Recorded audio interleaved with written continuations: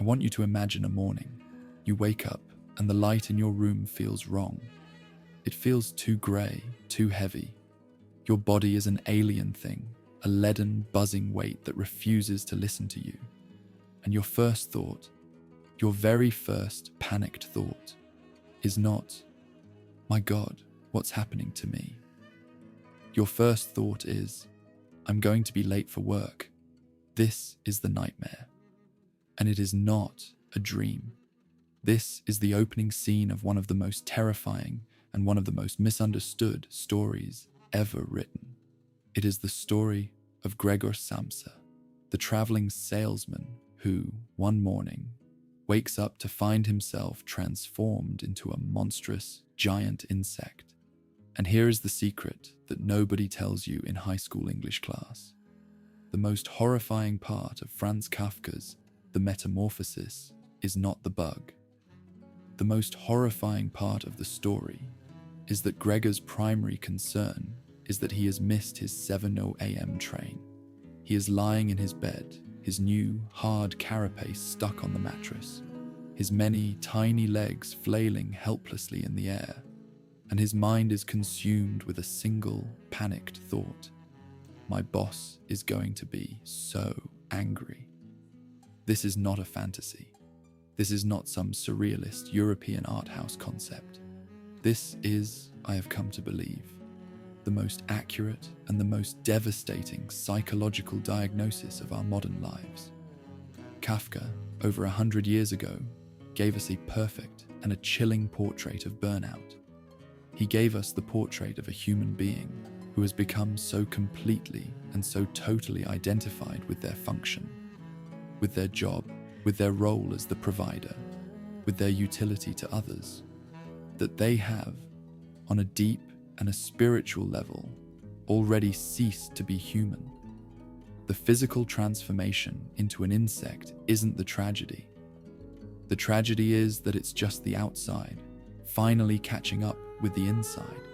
This is the story of a man who has been so completely hollowed out by his duty, by his sense of obligation to be something for someone else, that his own authentic self has been suffocated. It has died of neglect. And all that is left is the hard, the unfeeling, and the purely functional shell of a thing. Does that feel familiar at all? This is the central, painful question of our journey today. This is the modern, Kafkaesque nightmare. It is the creeping suspicion that your life, the one you have built with so much effort and so much sacrifice, is no longer your own. It is the quiet and the hollow feeling of being a spectator at your own existence, a ghost in the machine of your own productivity. We are, all of us, in danger of becoming Gregor Samsa. We are the people pleasers, the good employees, the responsible ones who have become so skilled at performing our function that we have forgotten who we are without it. We are the ones who wake up exhausted and empty, and our only thought is, I have to get to work. To understand this nightmare, to find a way out, we cannot just look at the story. We must look at the man who wrote it. For Kafka was not a novelist in the traditional sense. He was a confessor, and his work was not fiction. It was a deeply personal and a deeply painful act of self-autopsy. He was not just writing about Gregor Samsa, he was Gregor Samsa. And to understand the beetle, we must first understand the man. A vision as dark, as precise, and as suffocatingly true as Kafka's doesn't come from nowhere. It isn't a clever literary invention, it's a confession. It is a wound transcribed onto paper. To understand the impossible and claustrophobic labyrinth of Kafka's work, you must first understand the man who drew the map. And to understand the man, you must understand the terrible and all-powerful God who ruled his universe. This God was his father, Hermann Kafka. The competitor's script you and I looked at, it mentions this. It gets the facts right, but the facts are just the container. The truth, the feeling of it, is something else entirely. It's the kind of truth that can shape a soul. Hermann Kafka was a self-made man, a giant of a figure. He was loud, he was practical, he was brutally confident. He was a force of nature who had pulled his family up from poverty by the sheer animal force of his own will. He was a man who, in every sense of the word, was. And into the orbit of this blazing, terrifying, and demanding sun, a small and a different kind of planet was born. Franz. Franz Kafka was everything his father was not. He was quiet. He was sensitive. He was physically frail. He was a dreamer, a creature of the inner world, a soul who lived in the delicate and shadowy landscapes of his own mind. And in the harsh and unforgiving light of Hermann's world, this sensitivity was not a gift. It was a disease. It was a failure. It was a profound and a permanent disappointment. The great and unspoken crime of Kafka's entire life was simply being who he was.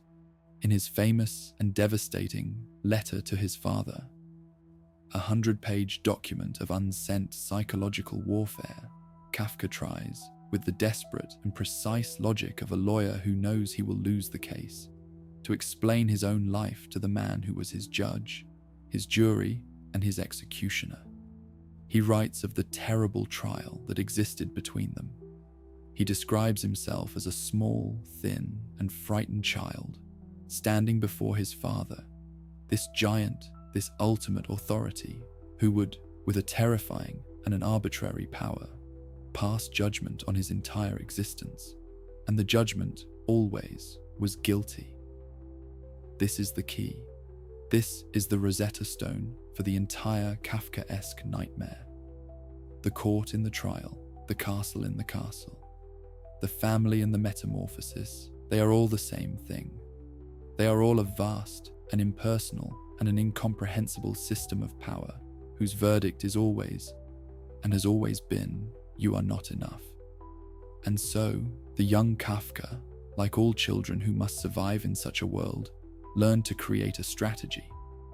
This is the great tragedy you and I explored. He began to build a false self. He learned that his own authentic and sensitive true self was unacceptable. It was a source of shame. So, to survive, to try and win a single, fleeting scrap of approval from this impossible God, he began a life of performance. This is the root of the horror. This is the source of the man who wakes up as a bug. Kafka hated his day job. He was a man whose very soul was made of poetry and of paradox. And he forced himself, day after difficult day, to work at an insurance company. He became an expert in the very bureaucratic machinery that his soul despised. Why? To be a good son, to be useful, to be, in his father's eyes, at least something, if not the thing he was supposed to be. He became Gregor Samsa. He became the provider, the dutiful and uncomplaining son who took a job he hated to pay off his father's debts. He sacrificed his own authentic life on the altar of his function. He turned himself into a tool, into a thing, in the desperate and doomed hope of one day finally being seen. But the most tragic part of this strategy, the part that keeps me awake, is this. The performance is never good enough. The false self is a hungry ghost that can never be fed, because the approval it wins is an approval for a mask. It can never, ever nourish the real face that is hiding, starving, and suffocating beneath it. And this is the nightmare. This is the invisible trial. The trial begins in your childhood, with an external judge, a parent, a society that tells you that your true, authentic self is a crime. And so you create a brilliant and a beautiful and an airtight legal defense, your false self, your persona. You become the high achiever, the people pleaser, the good and dutiful son. But then a terrible and an insidious magic happens. The judge, the the one you have been performing for your entire life, becomes a part of you. The external authority is internalized. The prison guard, the judge, the executioner, they are no longer out there. They are in here. They have become the voice in your own head. And that is the moment the true Kafkaesque nightmare begins. It is the moment you realize that you can no longer escape the trial, because the courthouse is your own mind. To be raised by an impossible and an all-powerful judge is to learn that your very being is a crime. But what happens to the human soul when that external judge, that great and terrible father figure, is no longer physically present? The tragedy, the great and central tragedy of the Kafkaesque nightmare is that the judge does not disappear. He simply moves. He moves from the outside world, and he takes up permanent residence in the very center of your own mind. The prison becomes internal. The trial becomes invisible. This is the great and terrifying leap that Kafka made. The leap from the metamorphosis to his masterpiece of paranoia, the trial. If the metamorphosis is the story of a man who is destroyed by his function for others, the trial is the story of a man who is destroyed by his own internal guilt. The novel begins with one of the most famous and most chilling opening lines in all of literature. A man, Joseph K., is arrested on the morning of his 30th birthday. He is arrested by two strange men in his own apartment. But he is not told what his crime is. He is simply informed that he is under arrest and that the proceedings are now in motion. And from this moment, K's entire life is consumed by a single, a maddening and impossible quest to defend himself against a charge that he does not know, in a court that he cannot find, that is governed by rules that no one will explain to him. This is not a surrealist fantasy. This is, I have come to believe, the most perfect and the most precise psychological diagnosis of modern anxiety ever written. Think about it. What is that free-floating, nameless anxiety that haunts so many of us in the quiet of the night? That feeling that you have done something wrong, but you don't know what it is. That quiet, humming sense of impending doom. That feeling that you are, in some fundamental and unnameable way, guilty. That is the feeling of being Joseph K.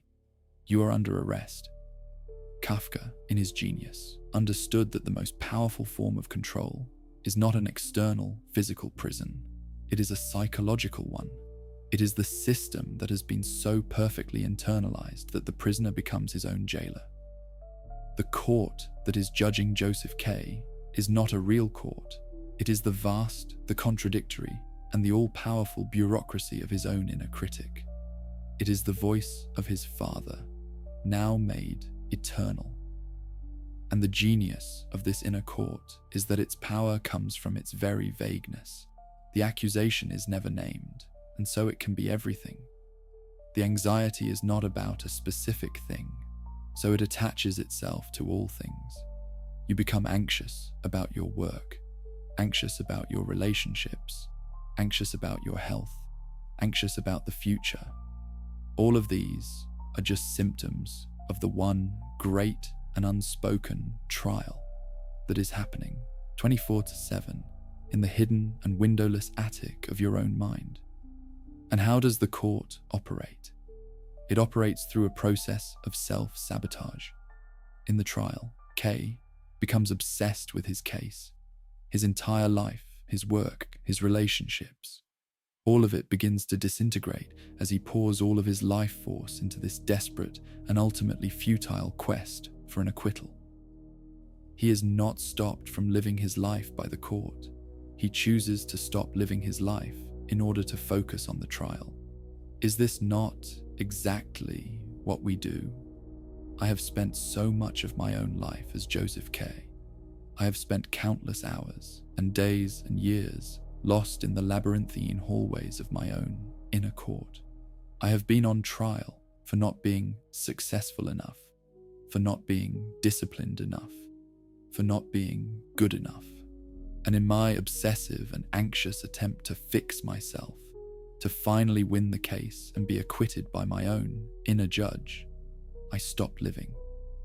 My focus on my own internal trial was the very thing that was robbing me of my own real and present life. The great and terrible secret of the trial is that the court wants you to be obsessed with it. It wants you to spend all your energy trying to figure out its rules. It feeds on your attention. And the final and most devastating of Kafka's insights is this: the court is not, and has never been, interested in your innocence.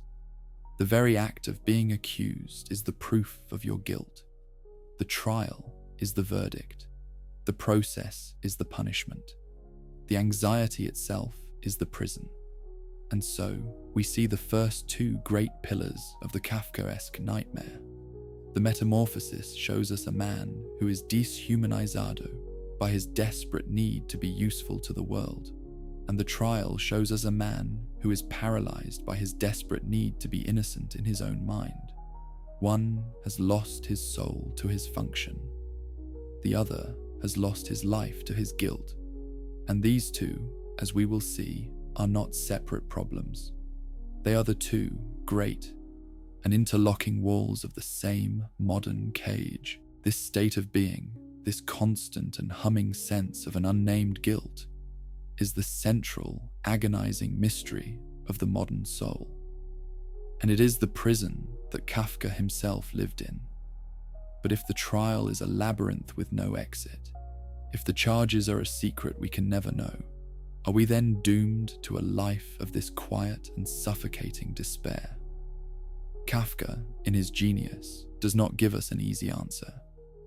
But in the heart of his darkest novel, The Trial, he gives us a story, a small, a strange, and a profoundly unsettling parable that, I believe, contains the only key that will ever truly unlock the door of our own self-imposed prison. The story is told to the protagonist, Joseph K., by a priest in the dark and echoing nave of a great and mostly empty cathedral. The priest tells K a story to explain the nature of the law, the nature of his own impossible situation. The parable is called Before the Law. Before the law, the priest begins, stands a doorkeeper. To this doorkeeper there comes a man from the country, and he begs for admittance to the law. But the doorkeeper says that he cannot admit the man at the moment. The man from the country, who has spent his entire life believing that the law should be accessible to everyone, is surprised. He had not expected this. He asks if he will, perhaps, be allowed to enter later. "It is possible," says the doorkeeper, "but not now." The doorkeeper is a powerful figure, and so the man decides that he had better wait until he gets permission to enter. He sits down on a stool by the side of the door, and he waits. He waits for days.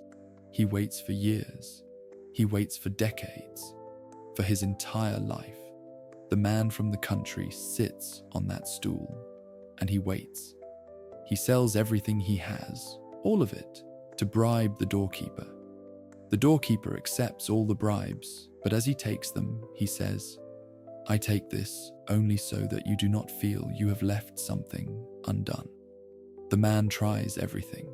He begs, he pleads, he even begins to curse the fleas in the doorkeeper's fur collar. But he never, not once, tries to simply walk through the open door. Finally, he is an old and a dying man. His sight is failing, and in the darkness, he sees a light, a radiance that streams unceasingly from the doorway of the law. He has one final question. He summons all his strength and he asks the doorkeeper, "Everyone strives to attain the law. How is it then that in all these many years, no one but me has ever begged for admittance?"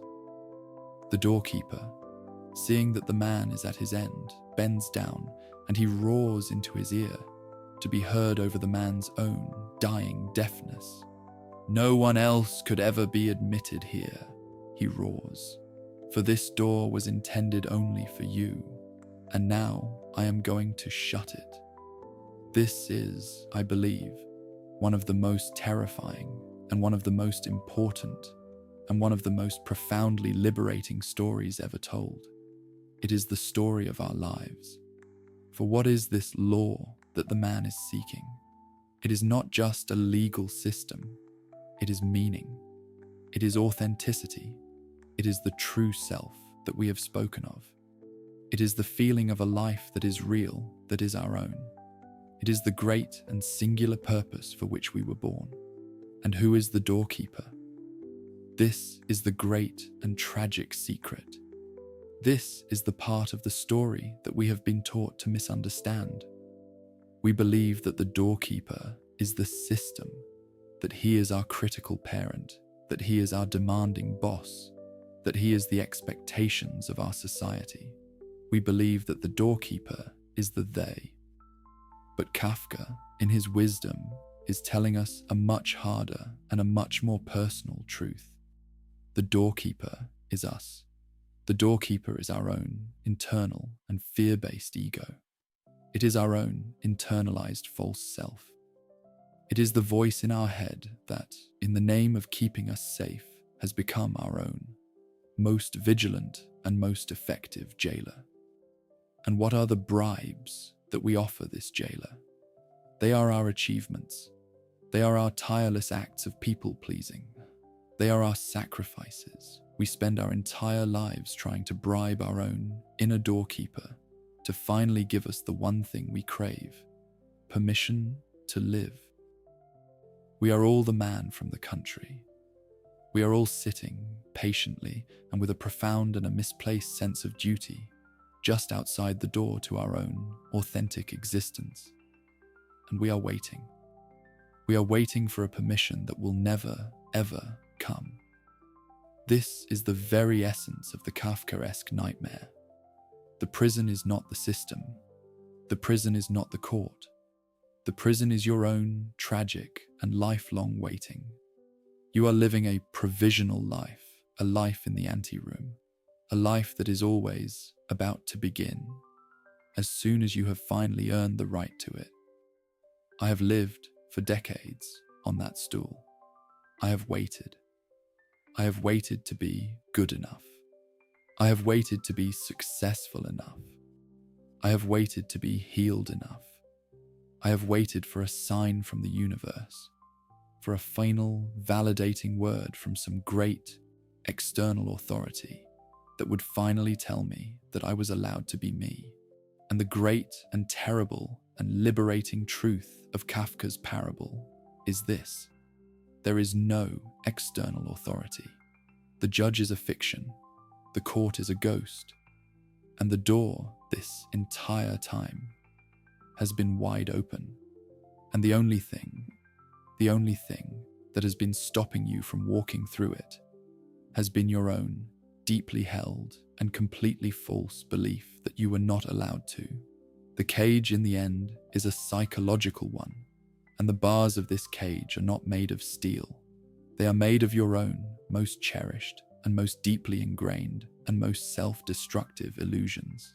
That realization that the door was always open is a terrible and a dizzying freedom. It is the moment the prisoner realizes that the bars of his cell were never locked and that he has been a prisoner of his own mistaken belief. But this realization immediately forces a new and a more practical question. Why? Why were we so content, for so long, to sit on that small and uncomfortable stool outside the door? What were we looking at out there in the world that made the familiar and quiet prison of our own waiting seem like such a reasonable and such a safe alternative? We were looking at the labyrinth. Kafka, having shown us the internal architecture of our prison in the trial, now shows us its external and infinitely more vast counterpart. He shows us the world that the they, the great and impersonal authority, has built. He shows us the castle.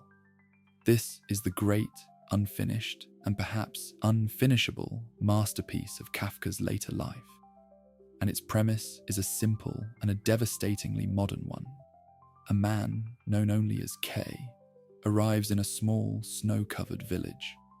He has been hired, he believes, by the mysterious authorities in a great castle that looms over the village, to work as a land surveyor.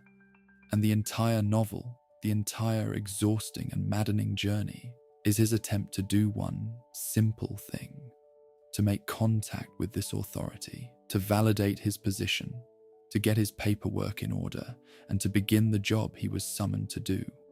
He never succeeds. He never even reaches the castle. He spends the entire novel trapped in the village below, navigating a dense, a contradictory, and an impenetrable fog of bureaucracy. He is passed from one minor official to another. He is given instructions that are immediately contradicted by a different department. He is sent to meetings that never happen, with people who may or may not exist. He is, at all times, assured that the system is working perfectly, even as it produces nothing but chaos and confusion. If the trial is the nightmare of a man who is being accused by an unknown power, the castle is the quieter, the greyer, and the perhaps more terrifying nightmare of a man who is simply and completely ignored by it. Does this sound familiar? This is not a gothic fantasy from 1920s Prague. This is a perfect and a precise diagnosis of the 21st century human condition. You have lived this story, I know I have. You have lived it in the precise and soul-crushing moment that you realize the automated phone menu of your insurance company is a closed loop, designed to prevent you from ever speaking to a real human being. You have lived it when you are trying to dispute a $10 charge on a bill, and you are sent from one department to another, re-explaining your case a dozen times, only to be told that no one has the authority to actually solve your problem. You have lived it when you have submitted your application, your art, your very self into the great, black, and silent void of an online portal, knowing that you will likely never receive a response, that your fate will be decided by an algorithm or by a committee that you will never see. This is the world of the castle. It is the great, impersonal, and faceless system. It is the corporation. It is the algorithm. It is the modern state. And the true genius of Kafka, the thing that makes him so prophetic, is that he understood that the ultimate power of this system is not that it is evil in the old-fashioned moral sense. It is not a cruel king who wants to destroy you. The true and terrible secret of the castle is that it is empty. It is a bureaucracy that has become so vast, so complex, and so self-referential that it no longer has a center. It has no true and final authority. It is a machine that runs on its own, meaningless and self-perpetuating inertia. It is a system that was designed, once upon a time, to serve human beings, but which has, over time, become a kind of god in its own right, a god that demands that human beings now serve it. And this is the great and crushing absurdity. The word absurd for Kafka is not a joke. It is the technical term for the feeling of a human being, a creature who desperately craves meaning and purpose, trying to find a foothold in a universe that is, at its very core, irrational, impersonal, and profoundly and completely indifferent to that human craving. The castle is the ultimate and most perfect embodiment of the absurd. It is a system of total power that has, at its center, a total and complete void. And what is the psychological effect of living in such a world? It forces us into a state of inactiveness, of helplessness, of meaninglessness. We learn that our own individual agency does not matter. We learn that the rules are arbitrary and can change at any moment. And we learn that the safest, and indeed the only, way to survive in such a system is to stop being a person with all of our messy and inconvenient and authentic desires, and to become, instead, a function. And so, we arrive back at our beginning. This is the great and tragic synthesis of Kafka's world. The external, absurd, and demanding world of the castle is the very thing that creates the psychological conditions for metamorphosis. We see the great, unfeeling, and impersonal system. We see that it only rewards what is useful. And so, in a desperate and a brilliant attempt to find a place, to be validated, to simply survive in this labyrinth, we learn to perform. We learn to suppress our true, authentic, and useless selves. And we learn to become a perfect, an efficient, and an uncomplaining tool. We become the good employee. We become the provider. We become the people pleaser. We turn ourselves, willingly and with a tragic and misplaced sense of virtue, into an insect. We become a thing in order to find a place in a world of things. This is the ultimate victory of the castle. It does not have to send soldiers to conquer you. It simply has to create a system so vast and so absurd that you, in your desperate and hopeless attempt to navigate it, will conquer yourself, to become a thing, in order to serve a system of things. This is the ultimate victory of the castle. It is the final and tragic logic of the metamorphosis, and it is, for so many of us, the quiet and unconfessed reality of our daily lives. We have become the efficient insect, the good provider, the reliable employee, and in doing so, we have achieved a kind of peace, the peace of the cog in the machine, the peace of the walking dead. But what happens when you can't? What happens when a part of you, a stubborn, an inconvenient, and an unkillable part of your soul, simply refuses? This is the great and central tragedy of Kafka's characters. Their curse is not just that the world is absurd and alienating. Their curse is that they are the only ones who seem to notice. Joseph K., in the trial, is surrounded by people, lawyers, judges, guards, even other prisoners who are not terrified by the system. They are comfortable within it. They have accepted its logic. His only true crime, the source of his entire ordeal, is his persistent, his naive, and his deeply human insistence that the trial should make sense. This is the terrible and beautiful price of seeing. To be a Kafkaesque hero is to be the one person in the room who is awake in the middle of a dream that everyone else is having. And to be awake in a world of sleepwalkers is to be, in a word, profoundly and incurably alone.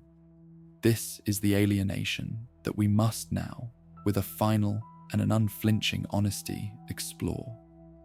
It is the deepest layer of the Kafkaesque nightmare. It is not the alienation from the system. It is the alienation from each other.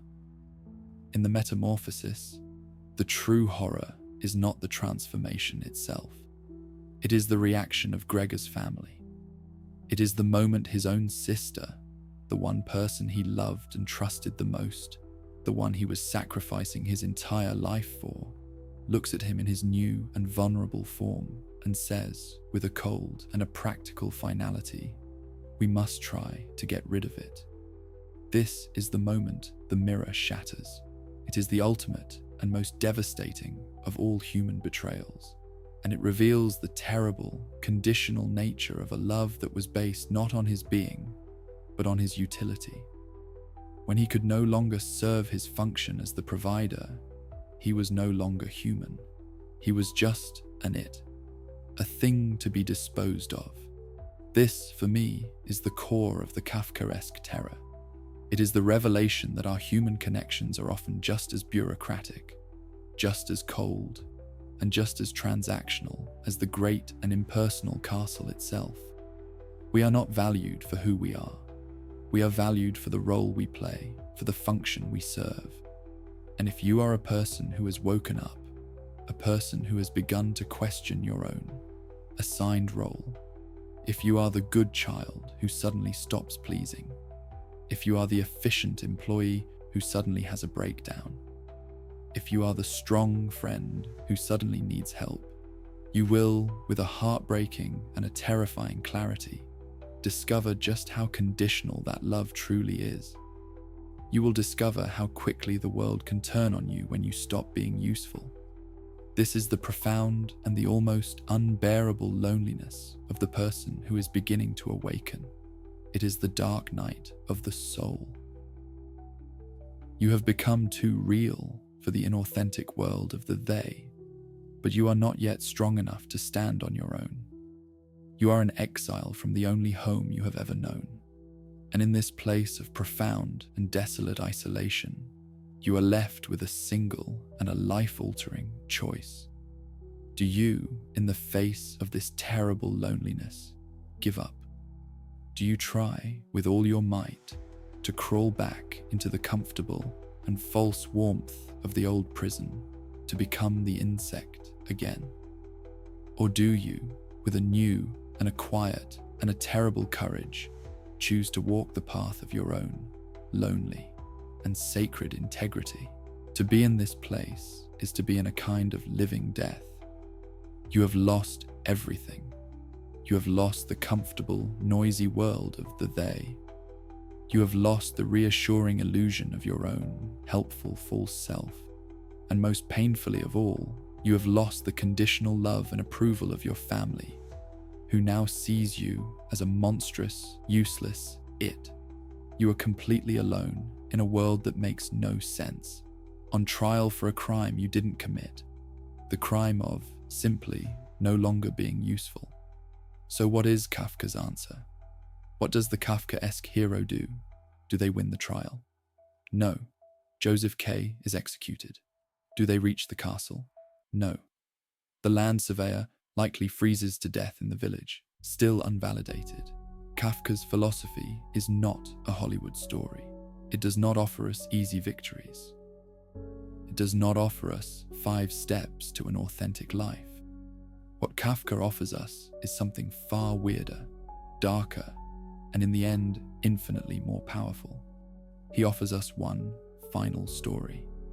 A story he wrote near the end of his own life, when he himself was starving, his tuberculosis having reached his larynx, making it impossible to swallow. It is, I believe, the master key to his entire universe.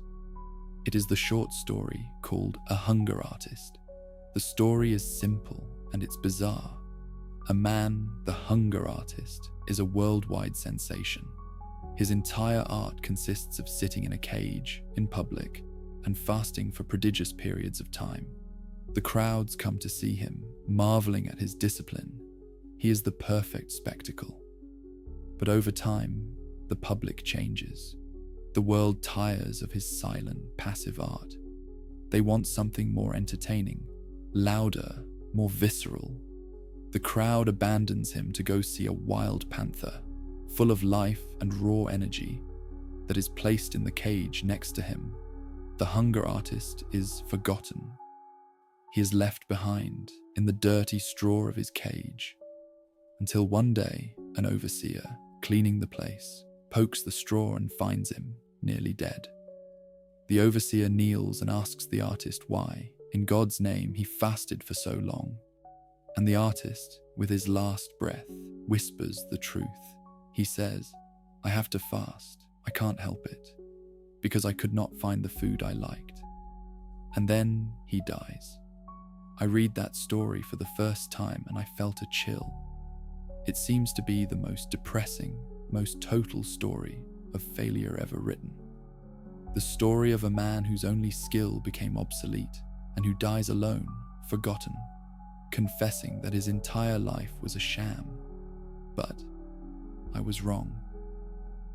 What if that isn't a story of failure? What if this is the only story of triumph Kafka ever wrote? Let's look again. What is the food that the hunger artist could not find? The food is the world of the they. It is the normal life that everyone around you seems to swallow with such appetite. It is the soulless, bureaucratic job at the insurance company. It is the empty social chatter. It is the pursuit of money and status just to prove your worth to a father who will never see you. It is the life of Gregor Samsa, the life of the false self performance. It is the food the world offers, but which, for certain souls, has absolutely no taste. And what is the artist's hunger? The hunger is not his sickness. The hunger is his integrity. The hunger is his refusal. It is the voice of his true self, his authentic soul, which would rather starve to death than force itself to eat a life that is a lie. Your anxiety, your depression, your feeling of alienation, your sense of being a useless insect in a productive world, that is not your pathology. That is your integrity. It is your sacred no. It is the hunger artist in you saying, I cannot find the food I like. It is your soul refusing to be bought, refusing to perform, refusing to become a cog in the absurd machine. This is the Kafka-esque cure. It is terrifying and it is liberating. The cure is not, and never was, to learn how to fit in. The cure is not to win the trial or to get promoted in the castle or to win back the love of your family. All of that would just be learning to eat the food that you hate. The cure is to have the courage to honor your own sacred hunger. It is the courage to stop seeing your sensitivity as a weakness and to start seeing it as your most ferocious strength. It is the courage to stop apologizing for your inability to be normal. It is the courage to accept that you are perhaps a different kind of creature and that the food that nourishes the rest of the world will never nourish you. The hunger artist may have died, but he died as the one thing that Gregor Samsa and Joseph K. could never manage to be. He died authentic. He died in his own uncompromising truth. And this is the great and final turn. Kafka does not offer us a path to happiness. He offers us something far more important. He offers us a path to integrity.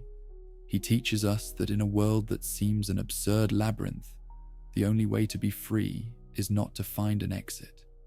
It is to stop looking for an exit, to stop asking the doorkeeper for permission, and to simply decide with the quiet strength of your own soul that you are no longer going to eat the food that is killing you, to choose hunger over a life that is a lie. This is the final, the most difficult, and the most courageous of all human choices. It is the wisdom that our guide, Franz Kafka, left for us, not as a philosophy, but as a confession. And so, our long and dark journey through this labyrinth must come to a close. We began together in the skin of an insect, a creature dehumanized by its own tragic sense of duty. We saw how this metamorphosis was not an accident, but the end result of a life spent performing for an invisible court. We walked the echoing and sterile halls of that tribunal. We felt the profound and familiar anxiety of Joseph K., the man found guilty of an unnamed crime. We became our own judge, our own prosecutor, and our own executioner, trapped in an endless trial that happens entirely within our own minds. We stood with that man from the country before the door of the law, the door to our own authentic life, and we watched in a paralyzed horror as he spent his entire existence waiting for a permission to enter, never realizing that the door was always open and that the guardian was his own fear.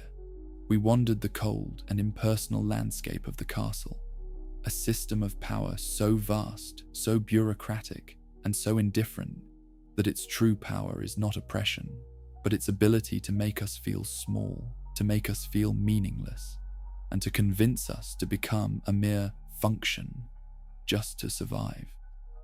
And finally, we sat in the cage of the hunger artist, and we discovered the strange, and the holy rebellion that remains. The refusal to eat, the integrity of preferring the void to a fullness that is false. So what now? What is the cure for this Kafka-esque nightmare? I think for most of my life, I believed that the answer was to win. I thought the goal was to finally prove my innocence to the court, or to force my way into the castle, or to find the perfect food that would finally satisfy the hunger artist. I thought the goal was to escape the cage, but this, I have come to believe, is the final and most subtle illusion. Kafka, in his profound and often brutal honesty, does not offer us an escape. The trial never ends. The castle is never reached. The metamorphosis is permanent. And this is the final, the most challenging, and the most liberating of all his truths. The freedom that Kafka offers is not the freedom from the cage. It is the freedom inside the cage. One of his most famous and most misunderstood aphorisms is this: a cage went in search of a bird. We read this and we think, how tragic. We think of a prison actively hunting for a free soul to trap. But what if we have it backwards? What if the bird, our wild, free, and terrified true self, is in fact searching for the cage? What if a life of absolute freedom, the vertigo of Sartre, the abyss of Heidegger, is so dizzying, so unbearable, that we actually crave the limits of a cage to give us form, to give us a place to land? Kafka understood 100 years before we did that the modern human condition is not a lack of freedom. It is a terror of freedom. The true nightmare is not that a powerful and evil authority has locked you in a prison. The true nightmare is that you are standing in an open field of infinite possibility, and you are the one building the prison around yourself, brick by brick, with your own excuses, your own fears, and your own bad faith in a system you know to be absurd. So what is the cure? The cure is to stop lying. It is to stop lying to yourself that the trial is just. It is to stop lying to yourself that the castle will one day make sense. It is to stop lying to yourself that the food the world is offering you has any taste. It is to accept, with a sober and a quiet courage, the full absurdity of your own condition. This is the great and final paradox. The acceptance of the absurd does not lead to despair. It leads to peace. The moment you stop trying to win the bureaucracy, it loses its power over you. You still have to fill out the forms, but you do it with the secret smile of someone who knows it's a meaningless game. The moment you stop trying to prove your innocence to your inner critic, it loses its authority. You hear its judgments, not as the voice of God, but as the barking of an angry, frightened dog in a distant room. You are still in the cage. The world is still absurd. Your job is still, perhaps, soulless. But you are no longer a prisoner.